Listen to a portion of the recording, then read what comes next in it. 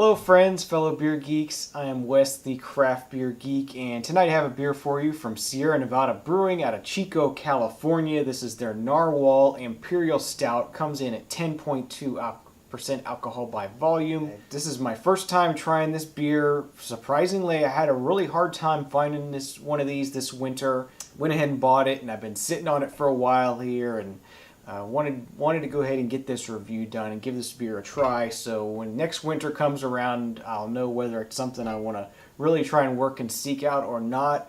Just for some reason I had trouble finding it, but I managed to find a single bottle, paid $3 for it. So let's get this cracked open into a glass and see what it is all about.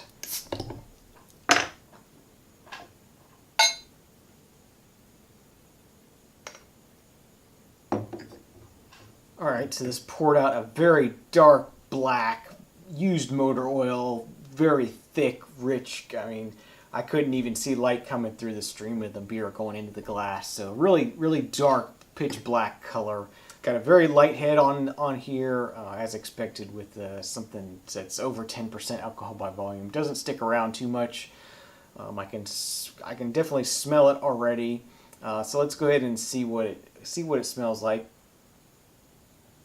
Definitely getting that sweet cherry maltiness that you get from a high alcohol sort of stout like this. A little bit of chocolate in there. Nice sort of toasty, roasty kind of aromas. Not too much in the way of alcohol in the nose. Maybe a little bit of a pecan flavor in there. So I'm ready to go ahead and give this beer a taste and let you know what I think. Cheers. Yeah, right off the bat, as soon as this beer hits your palate, you get a very strong alcohol burn. Definitely can tell that this is a really strong beer. Definitely gives you that sense and that prickliness, that alcohol burn you get on your tongue.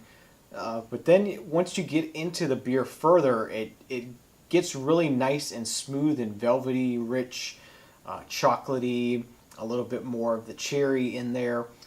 Finishes with a nice dry finish, drier than you'd expect. It doesn't have that sort of cloyingly sweet finish that a lot of imperial stouts sometimes have. Again, just moving this around in the glass, you can really see the alcohol legs sort of grabbing onto the sides of the glass there. And this is definitely a sipping kind of stout. I do get quite a bit of alcohol on the nose when I'm drinking this beer, taking it in. With this tulip-shaped glass, it sort of concentrates all the aromas sort of towards the nose there. So definitely get hit with a waft of an alcohol, a bit of an alcohol bite there, but it's less of a bite than you'd expect once you actually drink the beer. It's pretty easily drinkable. As long as you take small sips of this the way it's meant to be sort of savored. And yeah, really enjoying the sort of blend of flavors that are in here. You know, you're getting some roasty, coffee, chocolatey kind of notes. You're getting some cherry, fruity kind of notes. You're getting some almost nutty sort of notes there, maybe pecan or a walnut or something in that nature. Kind of an oily, nutty kind of flavor and texture there. So before I go and enjoy the rest of this beer, I'm going to go ahead and give you my final thoughts on the Narwhal Imperial Stout from Sierra Nevada Brewing. This is the 2013 vintage of this beer, my first time having this beer. Really interesting Imperial Stout, a really great example of the style.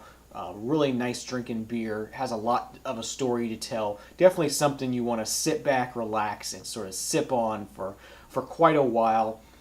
It's quite impressive for the price. For $3 for a 12-ounce bottle of this, that's just an incredible price for a beer that clocks in over 10% alcohol by volume and tastes this good and does this well at it. That's just an incredible price. I just can't imagine the ingredients that go into this, how they can do that for that price. So if you're interested in trying an Imperial Stout and you have this Narwhal available to you, I can highly recommend it. I'm going to give it a 9 out of 10. Really excellent Imperial Stout, really flavorful.